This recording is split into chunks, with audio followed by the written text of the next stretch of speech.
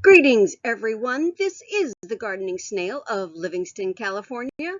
I scan through hundreds of pages of documentation so you don't have to.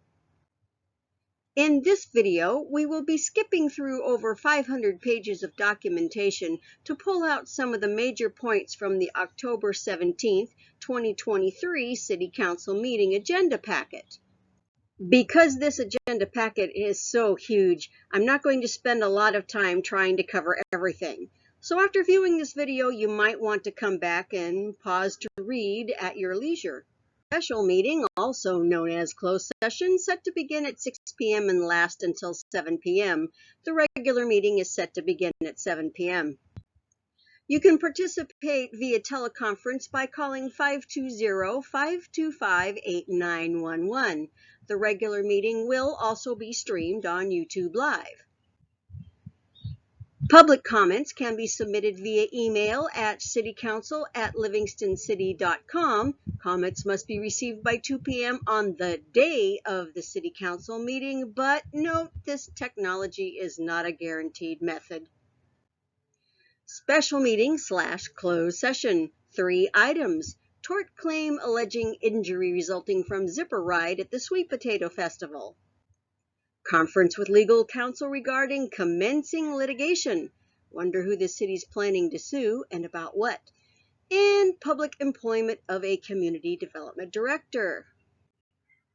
After the Pledge of Allegiance moment of silence roll call, closed session announcements and changes to the agenda is citizen comments, which allows members of the public to address the City Council on any item not on the agenda and items on the agenda.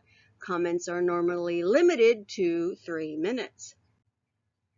After that is awards, presentations, and proclamations, one recognizing National Breast Cancer Awareness and another recognizing National Domestic Violence Awareness. Followed by announcements and reports. There is one listed update on the ACE Train, Recreation Center, and TCP in Livingston's drinking water. This is a who's who on which boards and committees, and more who's who on which boards and committees. Consent agenda. Items on the consent calendar are considered routine or non-controversial and will be enacted by one vote unless separate action is requested by the city manager or city council member. Items number 3 and 4 are standard and routine. Item number 5 is about executing an agreement with Hanson Bridget for specialized legal services. Item number 6 is creating a new job position for a part-time grant analyst. And number 7 is about executing a lease agreement with Arcalian Farms to use part of the Recreation Center property while we're waiting for our construction to start. Item number 8 is about joining in with the county to get paving of Dwight Way done.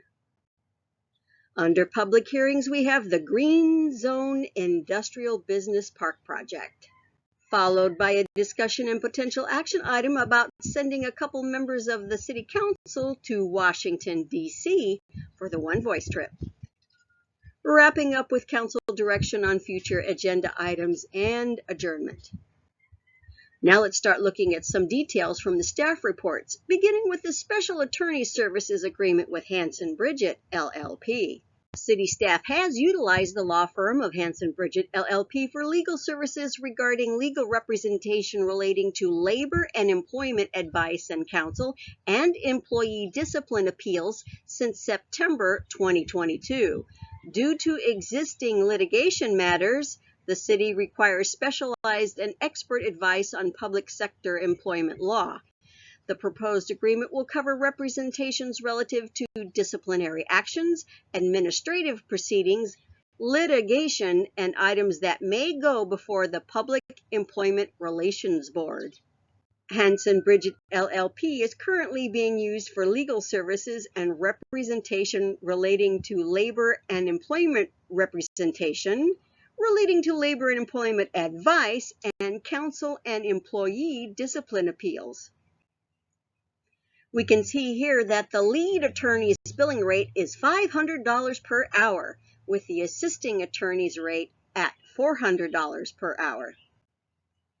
About the new part-time grants analyst position. Primary focus of the grants analyst will be identifying funding for projects including the Recplex, infrastructure projects, and additional high priority projects. And the hourly rate ranges from $26 an hour at Step A to $31.60 per hour at Step E.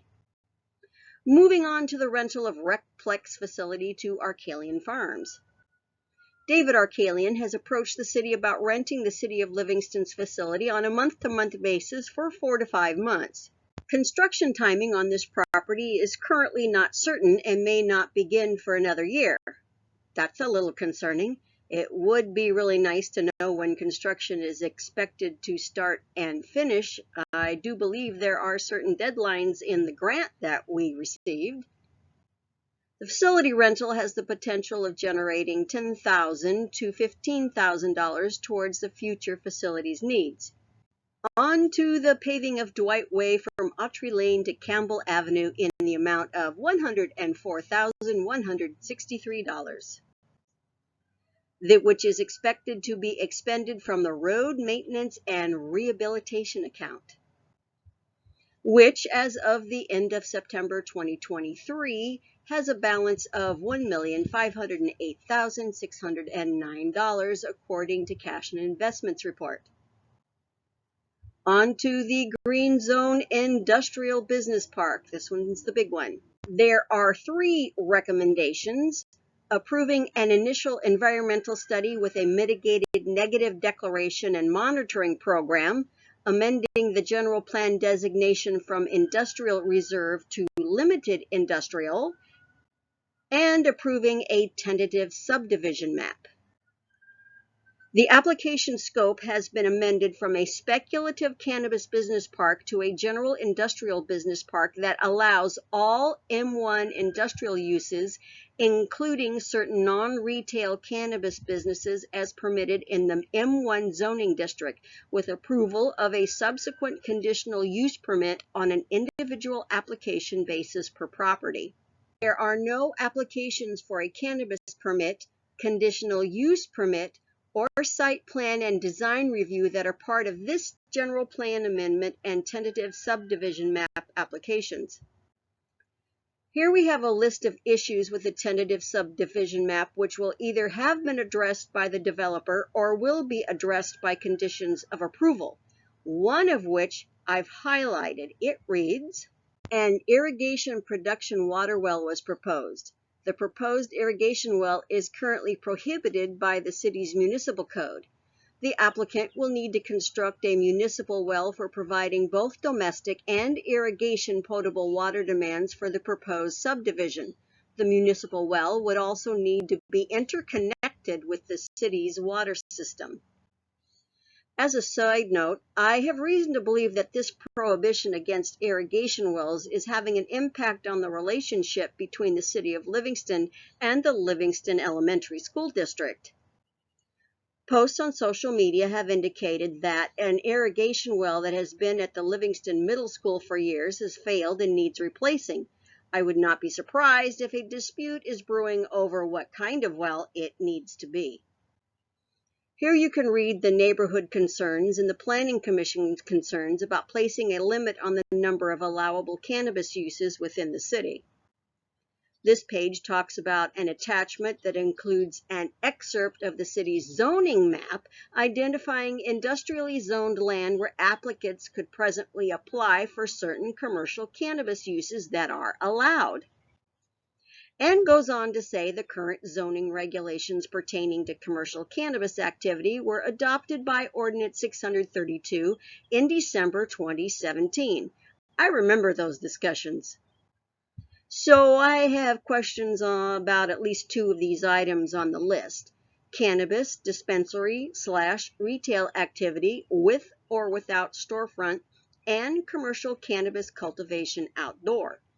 For one thing, this list does not clearly define the word dispensary and does not distinguish between products containing THC and products that only contain CBD. And another thing, I thought outdoor commercial cultivation was banned throughout the city of Livingston. So let's go see what we can see in the municipal code itself. And look at the section that talks about allowed commercial cannabis activity. I don't see anything about a dispensary here, nor anything about outdoor commercial grows. But when we go to the section about prohibited cannabis activities, number 1 on the list, if I'm interpreting it correctly, prohibits the kind of retail most of us associate with a dispensary. And number 2 states that no commercial outdoor cannabis cultivation is permitted in the city. Moving on, if I am interpreting this section of page 136 correctly, any smoke shop or smoking lounge would be of the non-cannabis kind.